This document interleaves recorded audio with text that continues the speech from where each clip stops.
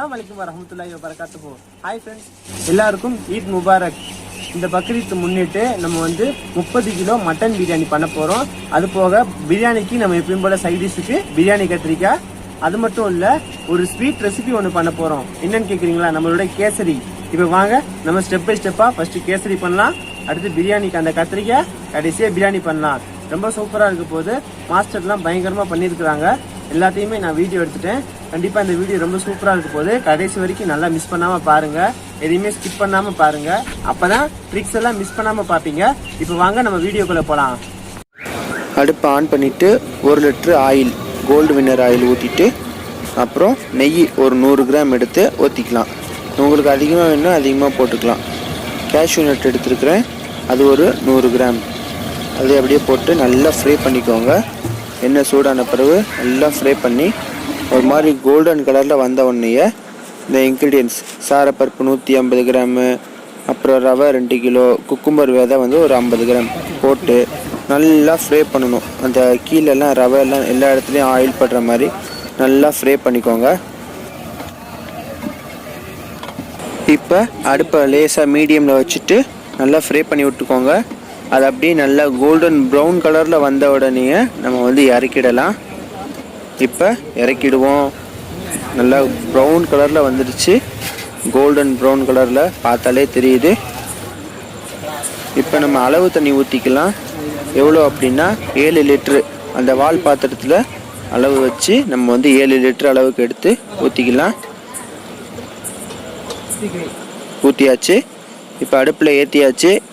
ஏற்றின பிறகு நம்ம வந்து கலர் பவுட்ரு வந்து தேவைப்பட்டால் போட்டுக்கலாம். இப்போ நல்லா கலந்து விட்டுக்கு ஒரு மூடி போட்டு மூடிடலாம். நல்லா கொதி வரணும். மூடி போட்டாச்சு. நல்லா கொதித்த உடனே நம்ம மிக்ஸ் பண்ணி வச்சுருக்கிறோம்ல, நல்லா நெய்யில் எண்ணெயில் போட்டு வறுத்து வச்சுருக்கோம்ல, அதை அப்படியே கொட்டிடுங்க. கொட்டி டக்குன்னு கிண்டுங்க. நல்லா ஃபாஸ்ட்டாக கிண்டுங்க.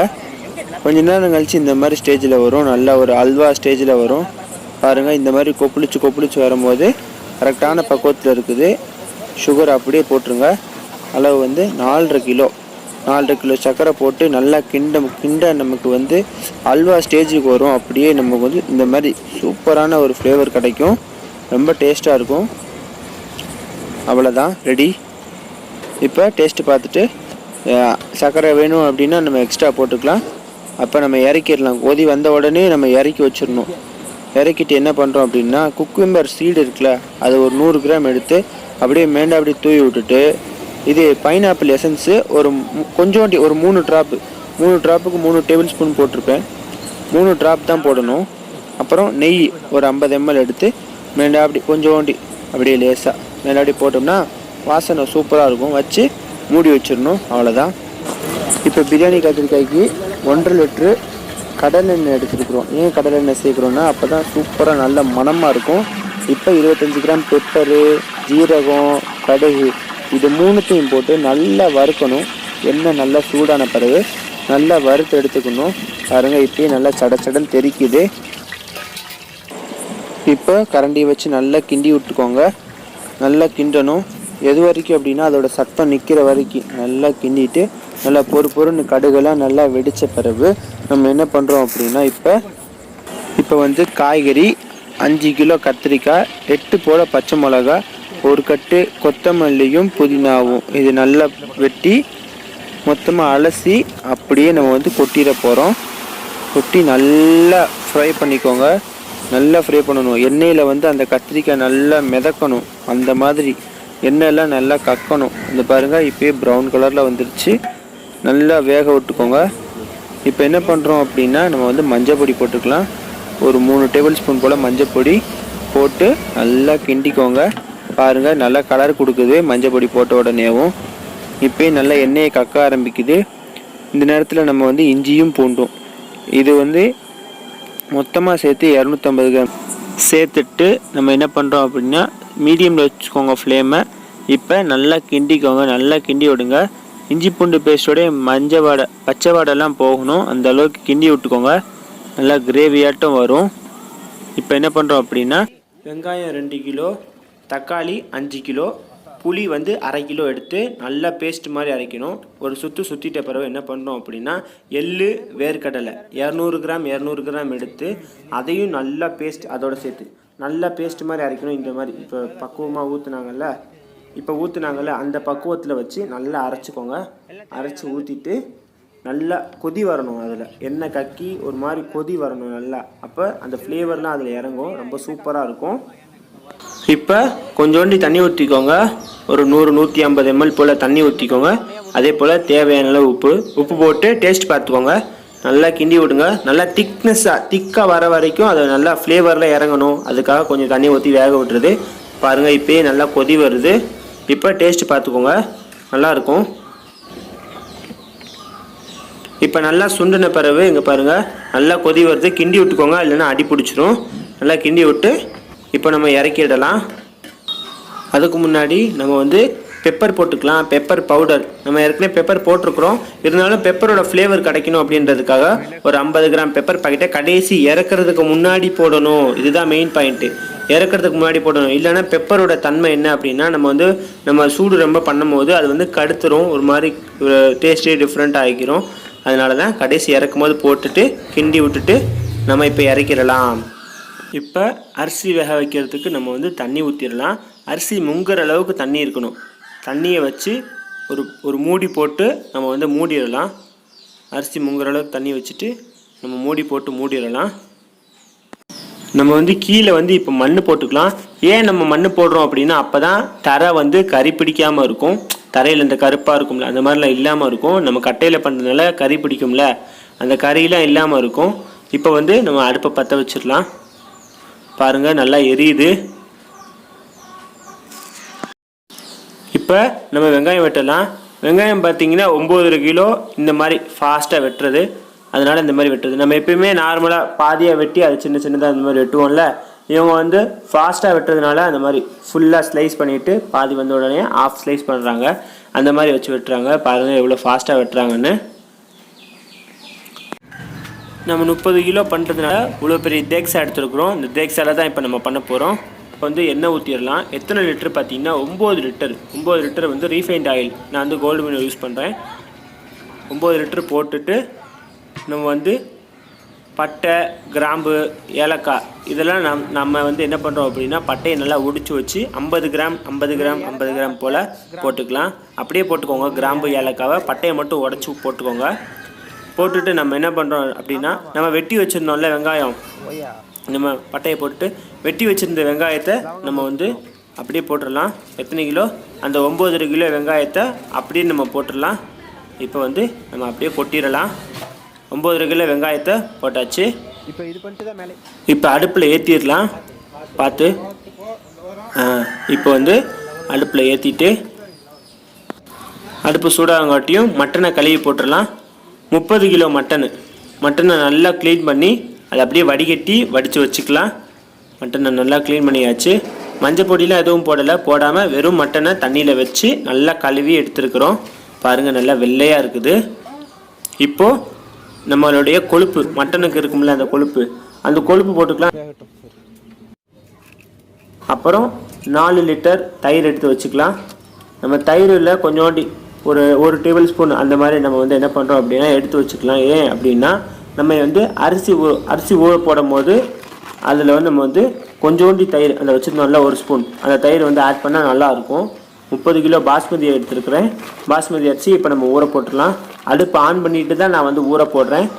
அப்படியே தட்டிட்டு இப்போ நம்ம வச்சுருக்கிறோம்ல தயிர், அந்த தயிரை நம்ம அப்படியே கொஞ்சோண்டி போட்டுக்கலாம். தயிர் உப்பு கூட போட்டுக்கோங்க. ஊற போடும்போது நம்ம உப்பு போட்டு நல்லா கலந்து விட்டுக்கோங்க. நல்லா கையை வச்சு நல்லா கலந்து விட்டுக்கோங்க. பிணைஞ்சிடாதீங்க. நம்ம பிணைஞ்சோம் அப்படின்னா அரிசி உடஞ்சிரும்.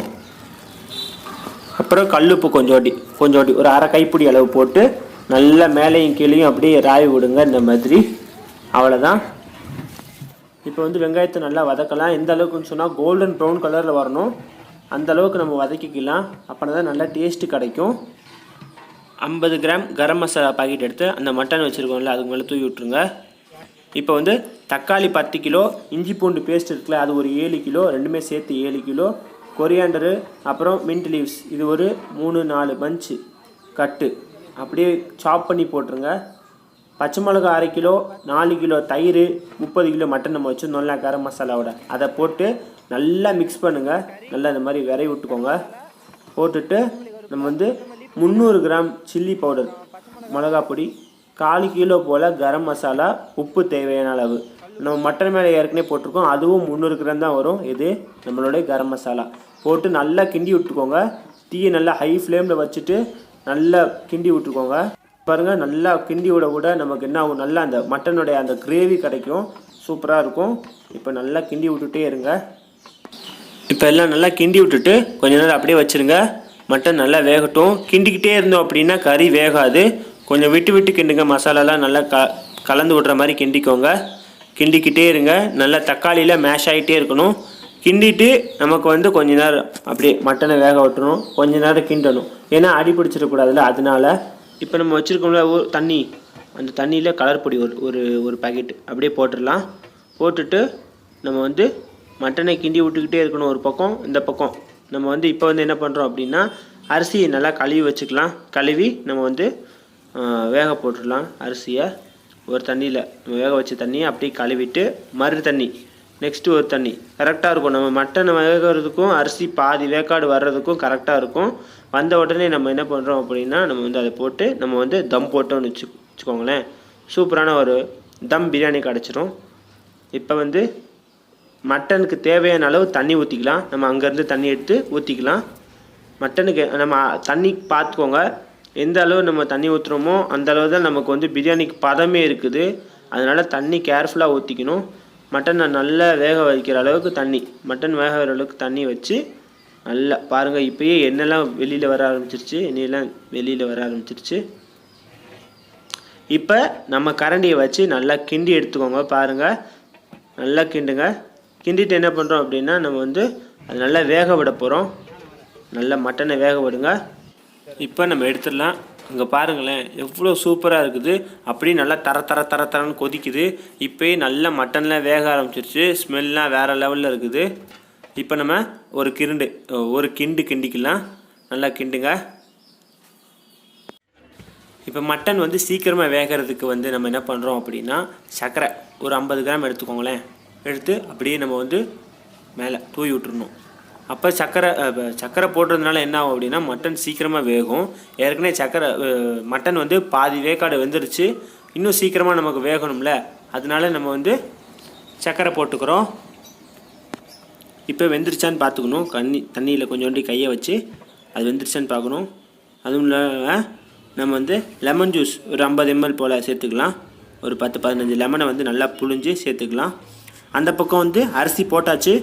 அரிசி போடுறத வந்து நான் வந்து காட்ட மறந்துட்டேன், அதை ஷூட் பண்ண எடுக்க மறந்துட்டேன், மிஸ் ஆயிடுச்சு. அதனால தான் இப்போ அரிசி ஒரு 70% வெந்த பிறகு நம்ம எடுத்து பார்த்தோம் அப்படின்னா, ஒரு மாதிரி அரிசி கொஞ்சம் நடுக்குன்னு இல்லாமல் நல்லா வெந்திருக்கும்.